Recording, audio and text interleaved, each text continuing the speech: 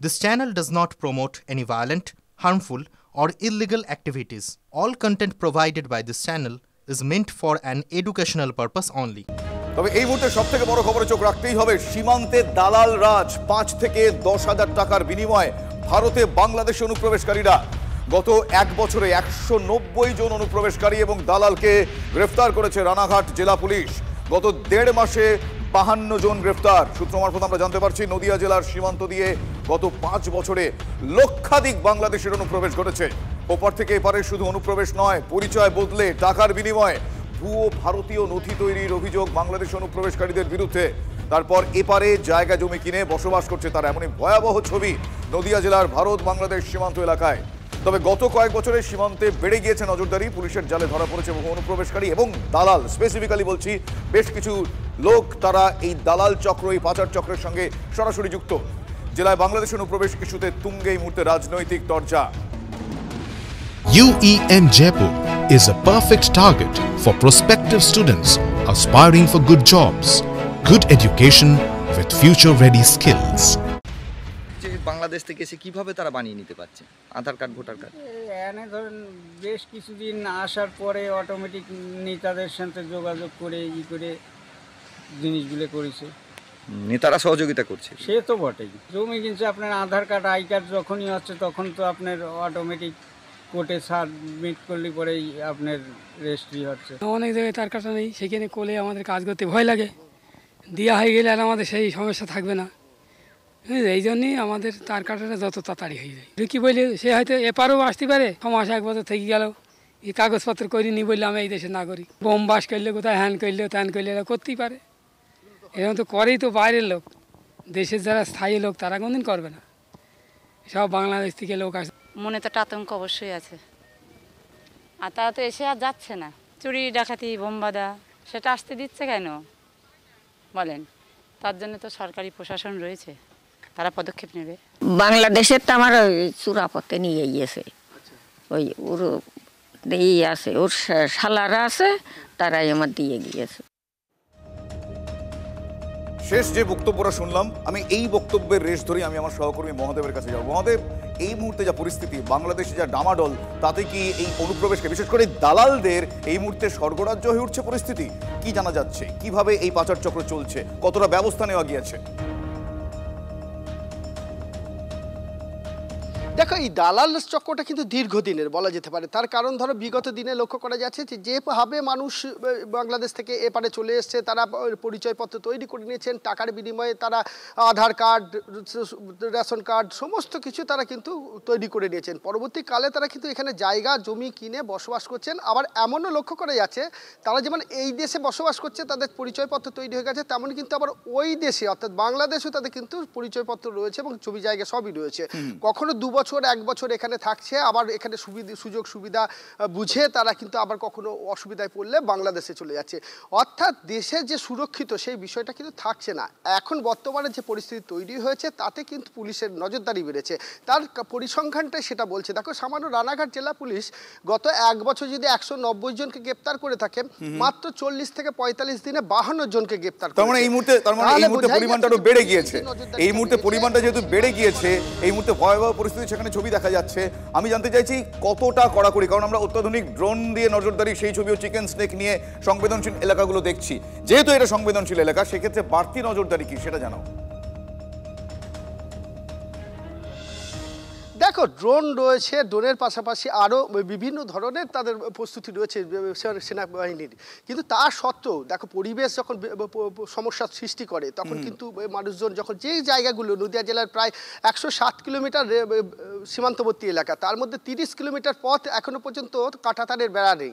আর সেই বেড়ার ফাঁক ফোকর দিয়ে যখন মূলত কুয়াশা পড়ে, বৃষ্টি হয়, সে প্রাকৃতিক বিপর্যয়গুলো যখন ঘটতে থাকে, তখন কিন্তু বিএসএফের এই যন্ত্র বলো আর বিএসএফের নজরদারি বলো অনেকটাই কমে যায়। কারণ কুয়াশার মধ্যে কেউ যদি আসে তাকে চিহ্নিত করা যায় না। তারা দূর থেকে লক্ষ্য করে এবং লক্ষ্য করার পর এই নদী পার হয়ে বা যে মানে সেটা তাদের প্রসেস, তুমি যেরকম বলছো। বেশ, ধন্যবাদ মহাদেব। এই পরিস্থিতির দিকে অবশ্যই নজর থাকবে। তবে এই মুহূর্তে নজরদারি যেভাবে চলছে তাতে এই অনুপ্রবেশ, এই চক্র, এই পাচার চক্র, এই জাল নথি তৈরির চক্র তা আটকানো যাবে। এই মুহূর্তে সেনা প্রস্তুত।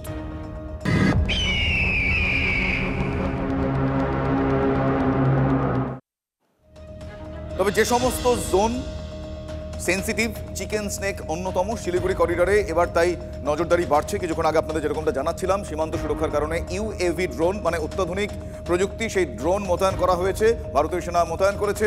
সূত্র মারফত আমরা এটাও জানতে পেরেছি যে হাসিমারা এবং উত্তরবঙ্গের একাধিক বায়ুসেনা ঘাঁটি থেকে মোতায়েন করা হচ্ছে হেরন এবং নয়া প্রযুক্তির এই UAV ড্রোন।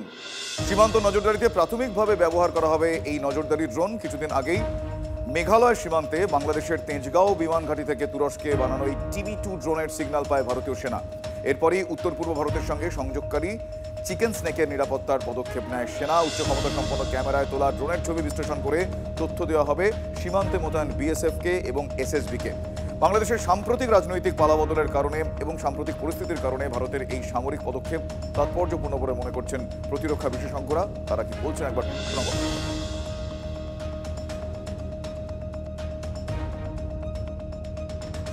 এবিটির এই যে স্লিপার সেলের যে সদস্যরা, এদের কাজ ছিল মূলত দুটি জায়গা থেকে স্থানীয় যুবকদের এই সংগঠনে টেনে আনার কাজটা করা।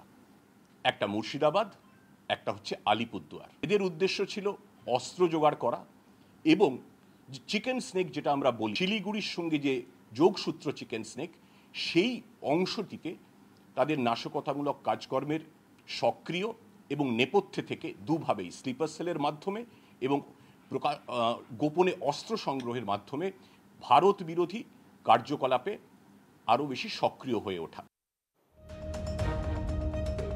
তবে আপনাদের নিশ্চয়ই মনে আছে কয়েকদিন আগে স্বরাষ্ট্রমন্ত্রী অমিত শাহ তিনি কিন্তু এই সেন্সিটিভ জোনের কথা উল্লেখ করে বলেছিলেন। কি বলেছিলেন সেদিন তিনি শোনাবো আপনাকে। सिलीगुड़ी कॉरिडोर पूर्वोत्तर और भारत को जोड़ने वाला एक महत्वपूर्ण रास्ता है। SSB का यहीं पर डेरा जमाना पूरे भारत के लिए आश्वस्त होने के साथ साथ विश्वास का सांस लेने का भी एक बहुत बड़ा कारण बना है। তাহলে প্রশ্ন, চিকেন স্নেক কি তাহলে এই মুহূর্তে জঙ্গি নিশানায়? চোখ ঘোরালে একটার পর একটা আন্তর্জাতিক সীমানা সেখানে দেখতে পাওয়া যায়। তাহলে শিলিগুড়ি করিডোর বেশি গুরুত্বপূর্ণ কেন? কেন চিকেন স্নেক নিয়ে এত মাথা ব্যথা? কেন গুরুত্বপূর্ণ এই শিলিগুড়ি করিডোর? একটু দেখার প্রয়োজনীয়তা রয়েছে। শিলিগুড়ি উত্তরবঙ্গের অঘোষিত প্রধান বাণিজ্যিক শহর। শুধু পর্যটনের মানচিত্রে নয়, দেশের আভ্যন্তরীণ নিরাপত্তা প্রশ্নে কিন্তু অত্যন্ত গুরুত্বপূর্ণ এই শিলিগুড়ি।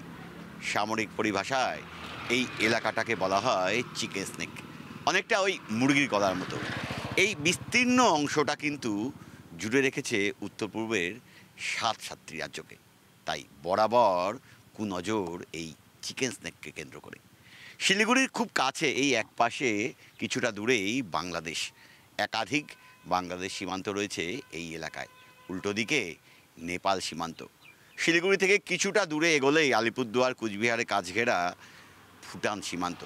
শিলিগুড়ি থেকে খুব কাছে একাধিক এমন এলাকা যা আছে যেখানে নেপাল সীমান্তর কিছুটা দূরে চীনের লাল ফৌজ অপেক্ষা করছে। তাই উত্তর পূর্বের রাজ্যগুলোর নিরাপত্তা এবং দেশের অখণ্ডতার প্রশ্নে এই চিকেন স্নেক দেশের সার্বিক নিরাপত্তার ক্ষেত্রে অত্যন্ত গুরুত্বপূর্ণ জায়গা।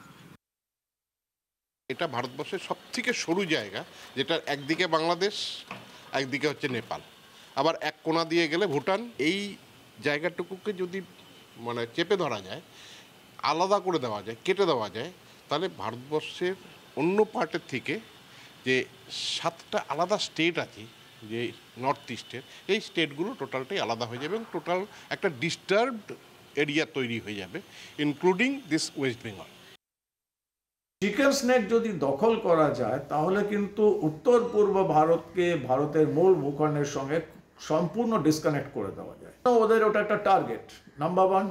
নাম্বার 2, চীনের একটা টার্গেট। চিকেন স্নেককে কন্ট্রোল করতে পারলে ভারতের জিও পলিটিক্সে ভারতের উপর চাপ বজায় রাখা যাবে সাংঘাতিকভাবে। তো এটা একটা সমস্যা রয়েছে। এই জন্য চিকেন স্নেক ভারতের জিও পলিটিক্সের সাংঘাতিক ইম্পর্টেন্ট। আর এত কিছুর মধ্যে কট্টরপন্থী নেতাদের যে হুঁশিয়ারি, মানে ফাঁপা হুঁশিয়ারি, সেটা থেমে নেই। আবারও শোনা গিয়েছে এই যে চিকেন স্নেক নিয়ে আমরা কথা বলছি, এই চিকেন স্নেক নাকি তারা বন্ধ করে দেবেন, এমন হুঁশিয়ারি, এমন ফাঁপা হুঁশিয়ারি কে দিচ্ছেন? জসিমউদ্দিন রহমানি। এত হুঙ্কার, এত হুঁশিয়ারি, ফাঁপা হোক, কিন্তু এই মুহূর্তে ভারতবর্ষ, তারা প্রস্তুত, তাদেরকে দুর্বল ভাবার কোনো কারণ নেই। কিন্তু আর এই সময়টাও খুব গুরুত্বপূর্ণ, বর্ষসে এবং বর্ষবরণ। সে আনন্দে মাত্রে শহর কলকাতা ইতিমধ্যেই সে ফেস্টিভ মোডে চলে গিয়েছে। আর এই উৎসবের মরশুমে শহরের নিরাপত্তায় কলকাতা পুলিশের বিশেষ জোর নজরে আসছে। দেখাই আপনাকে। এটা যেটা আমাদের এসটিএফ টিম ধরেছে, এটা একদিনের কাজ নেই। মানে আমরা অনেক ইনফরমেশন উপর আমরা কাজ করি, অ্যান্ড কোথায় থেকে কি আসছে তার উপর মুভমেন্ট আমাদের নজর থাকে সবসময়। অ্যান্ড যখন অ্যাপ্রোপ্রিয়েট টাইম হয়, ম্যাচিওর করে ইনফরমেশন, সেইভাবে অ্যাকশন নেওয়া হয়। তো শুধু এটাই নেই, আমরা বাংলাদেশে কি ডেভেলপমেন্ট হচ্ছে ওর উপর আমাদের নজর আছে, প্লাস বিভিন্ন জায়গা থেকে যত ইনপুট আসছে ওর উপর আমাদের টিম কাজ করে। আমাদের স্পেশাল অ্যারেঞ্জমেন্ট থাকবে, আজ থেকেই আমাদের স্পেশাল অ্যারেঞ্জমেন্ট থাকবে। মানে man power from security point of view, from traffic point of view নজর রাখা হচ্ছে, সো দ্যাট ওর ইম্প্যাক্ট এখানে না পড়ে। তো তার উপর বিশেষ নজর আছে।